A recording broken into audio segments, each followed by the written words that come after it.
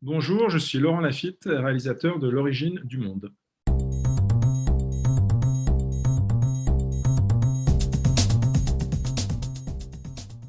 Le film est difficilement pitchable et j'ai un peu renoncé à le faire parce qu'à chaque fois que je le pitch, les gens me regardent bizarrement et il y a un petit malaise et ils ne savent pas si je plaisante ou pas. Donc j'ai arrêté de le pitcher et je prends le pari de dire aux gens d'y aller sans trop en savoir. Et je pense que le fait de ne pas pouvoir pitcher le film devrait leur donner envie, j'espère. Ça n'a rien à voir avec Gustave Courbet, ça n'a rien à voir avec le tableau. Ça a à voir avec la nudité, ça a à voir avec le... Ça n'a pas à voir avec le sexe de la femme, sinon le film sera un peu misogyne, ça a à voir avec le sexe de la mère, qui est un peu un tabou universel.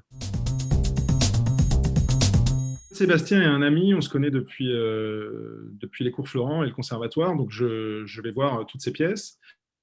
Et je suis allé voir celle-ci, donc il y a facile 7-8 ans, je pense, au Théâtre du Rond-Point. Et j'avais pas ri comme ça depuis très, très, très, très longtemps. En plus, moi, je ris pas beaucoup. Il y a plein de trucs que je trouve très drôles, mais je ris pas sonore très facilement, quoi. Et là, j'étais vraiment plié en deux. J'avais des crampes d'estomac de rire. Et puis après, la pièce, elle a infusé, en fait, les jours suivants. Et j'essayais de comprendre pourquoi ça m'avait tant fait rire. Et j'ai réfléchi à plein de niveaux de lecture différents qui m'ont donné envie de m'accaparer l'histoire et de la raconter à ma manière, même si les deux tiers de la pièce sont dans le film. J'ai vu les axes à travers lesquels je pouvais raconter cette histoire, en faire un film. Et, euh, et puis ce que j'aimais un petit peu moins ce que j'aimais un petit peu moins dans la pièce, que je pouvais un peu réadapter, déthéâtraliser. Et puis voilà, après ça s'est fait un peu malgré moi, c'est devenu un peu obsessionnel, quoi. J'ai toujours voulu réaliser, dans ma manière d'aimer le cinéma depuis ado, j'ai toujours essayé de comprendre comment les choses étaient faites. Alors au départ, quand j'avais 14-15 ans, c'était surtout par les films de genre et par les effets spéciaux, par les trucages. Je voulais comprendre comment étaient fabriquées les scènes. Et puis après, quand mes goûts se sont élargis un peu à d'autres genres, j'ai toujours voulu savoir comment une scène était fabriquée, où est-ce qu'elle trouvait son efficacité, sa singularité.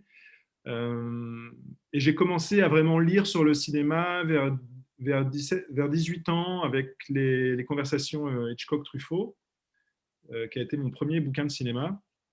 Et en fait, acteur, c'était ce qui me paraissait être le plus simple parce qu'il n'y avait pas de compétences particulières à avoir. Euh, des aptitudes certainement, mais pas forcément de compétences. Et mon désir de réalisateur, il a toujours été là, mais il fallait vraiment que je connaisse le tournage, la machine du tournage, que je la connaisse vraiment par cœur pour pouvoir me sentir légitime. Et là, j'ai tourné le film il y a 2 ans, donc j'avais 45 ans, et j'ai senti que c'était le bon moment, que je connaissais suffisamment bien le fonctionnement d'un plateau pour prétendre en diriger un. Les séquences de rêve étaient storyboardées parce qu'il fallait que tout le monde comprenne bien ce que je voulais. Ce sont des séquences oniriques, hein, par définition, donc c'était un peu compliqué à expliquer. Sinon, j'ai pas storyboardé, mais par contre, j'ai tout découpé. J'ai fait mon découpage, j'ai fait le découpage de chaque séquence, pas tant pour forcément m'y tenir sur le plateau, mais justement pour avoir cette capacité à improviser les choses, j'avais besoin d'être rassuré et d'avoir déjà une base acquise, voilà, un découpage déjà imaginé. Et après, sur le plateau, je me suis autorisé à modifier les choses quand je trouvais qu'il y avait des plans qui étaient un peu redondants ou qui marchaient pas bien. Ou après, je n'ai pas suivi mon découpage à la lettre, mais j'avais vraiment besoin de le préparer. Je me voyais pas arriver le matin sur le plateau et pas savoir comment j'allais filmer une scène. En plus, je joue dans la plupart des scènes, donc j'aurais été complètement débordé par la machine. Ce serait devenu une machine, justement. Et là, j'avais pas du tout envie d'être mangé par une machine. Donc, je me suis bien préparé. Ouais. Ça me fait plaisir. C'est vrai que c'est des références pour moi. Blier, c'est déjà par l'écriture, la réalisation, la direction d'acteur, et puis la liberté de ton. C'est une grande référence pour moi. j'adore Blier, j'adore Buñuel, j'aime Pasolini, et j'adore la comédie, et j'adore Francis Weber dans sa maîtrise, dans la science de l'efficacité. Moi, j'ai toutes ces influences-là, quoi. Donc, euh, j'adore les frères Cohen. Pour moi, c'est vraiment, les frères Cohen. Pour moi, c'est l'équilibre parfait entre la réalisation, le jeu, l'écriture. Et rien ne se phagocyte. Tout est à l'équilibre, comme ça. Donc, je suis. Alors, ce sont pas des films que j'ai revus parce qu'en fait, c'est un premier film, donc il est blindé de références. Donc, j'ai pas voulu les regarder à nouveau pour pas faire pour pas faire des copies. Je préférais laisser infuser toutes mes références et presque, malgré moi, forcément, elles m'ont influencé sur tous mes choix, quoi. Mais c'est vrai qu'Alain Attal, le producteur du film, lui, il aime bien, déjà, il adore produire des films d'acteurs, il adore produire des premiers films. Et puis, il était content.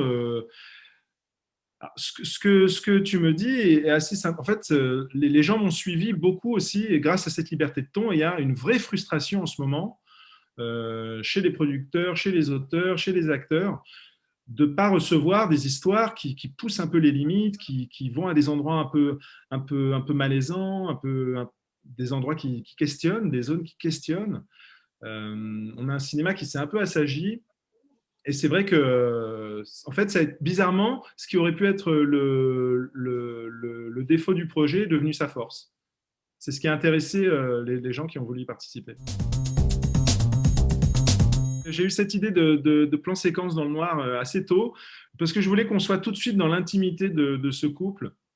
C'est une scène qui n'existe pas dans la pièce et que j'ai rajoutée justement pour qu'on comprenne tout de suite où est-ce qu'ils en étaient dans leur intimité. Et on est dans le noir avec eux, on a même le temps de se demander s'il n'y a pas un problème technique, s'il n'y a pas un problème d'image, et on a que le son, quoi. Mais j'avais envie, Louis, d'être déstabilisant un peu dès le début, et en même temps de créer un lien direct, parce qu'il n'y a que la voix, et c'est très fort la voix, et de tenir le truc longtemps. Je crois que la scène dans le noir est assez longue. Ouais.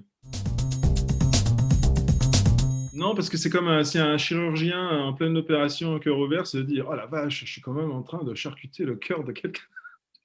Dans ce cas-là, c'est terminé. Non, il y a une part d'inconscience. Enfin, je sais pas si, non, c'est pas une inconscience parce que je savais très bien ce que je faisais. Et puis c'est une scène que j'ai beaucoup réfléchi parce que je voulais que l'évolution, je voulais déjà que le début soit séquence, soit vraiment pas découpé, pour qu'on soit encore plus dans le réel, pour qu'il y ait comme un code avec le spectateur de dire que sa vision n'allait pas être sauvée par le découpage, par le montage, il allait falloir qu'il regarde jusqu'au bout ce que j'allais lui montrer. Donc ça, dès le départ, je voulais que ce soit séquence. Et je voulais juste que la valeur se resserre très, très, très, très doucement pour que quand on ressort du cadre et quand on re-rentre dans le cadre de chaque côté d'Hélène, on puisse se dire que c'était des doublures et qu'une fois qu'on s'assoit à côté d'elle, il y a encore un degré qu'on se dit non, merde, c'est vraiment eux. Donc, j'ai essayé de construire ça dans la réalisation. Donc, j'étais plutôt concentré pour être sûr que ce que j'avais imaginé allait fonctionner. Donc, en fait, j'étais pas sur la gêne, sur l'impudeur ou sur la conscience de ce que j'étais en train de faire. J'étais juste concentré sur est-ce que ce plan que j'ai imaginé va produire l'effet que je veux. C'est vrai que le rythme, c'est un peu la clé de la comédie. J'ai l'impression que tout doit être très très sincère dans le jeu, et moi j'ai pas arrêté de demander aux acteurs, et j'ai essayé de m'imposer aussi de vraiment jouer comme si c'était un drame, et de ne pas prendre en charge la comédie et de laisser ça aux situations. Et, euh, et c'est le rythme qui va créer l'efficacité comique, pas le jeu. Et ben, ça a été une de mes réflexions permanentes. D'abord au découpage, pour être sûr d'avoir le matériel que je voulais, pour construire ce rythme-là euh, au montage. Et c'est vrai que ça s'est évidemment beaucoup joué au montage. Alors, je ne l'ai pas fait, je l'ai un peu regretté. Parce qu'au montage, quand je voulais accélérer le rythme, j'étais obligé de faire passer ça par le montage, justement. J'étais obligé, si je voulais accélérer, j'étais obligé d'être plus cut, de plus découper, alors que j'aurais aimé pouvoir jouer sur la vitesse sans avoir à passer par le découpage, par le montage. Et donc, j'ai un peu regretté de ne pas l'avoir suffisamment fait. Je l'ai fait à certains moments, à d'autres moments moins. Mais je comprends l'approche presque technique de le demander systématiquement sur toutes les prises pour avoir cette marge de manœuvre justement au montage. Ça, c'est une des leçons que je retiens, une des leçons de premier film. En fait. Et sur la précision du texte, j'ai tendance à être assez précis, mais si un acteur me propose quelque chose de plus drôle ou qui fonctionne mieux, je suis pas du tout, c'est pas par principe, quoi. Mais je trouve que souvent, un mot est pas là par hasard. Et j'aime bien qu'on ait vraiment essayé au moins déjà de dire ce qu'il y a de prévu et de déjà rentrer ça, d'avoir ça en boîte.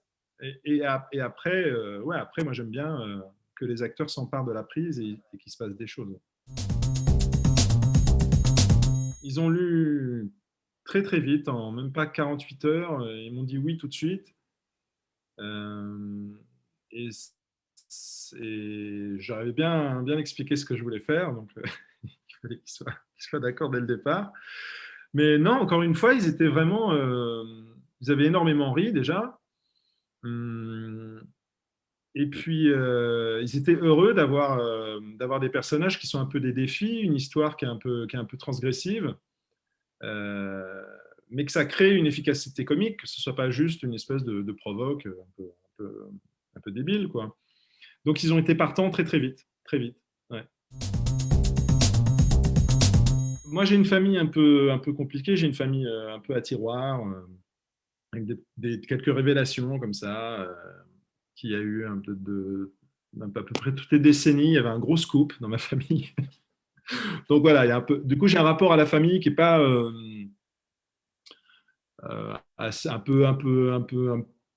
un peu trop réaliste peut-être sur ce qu'est vraiment la famille. Et puis moi, j'ai eu besoin de m'émanciper de ma famille pour me construire, même si j'ai eu une famille très très très aimante et très assez stimulante en fait.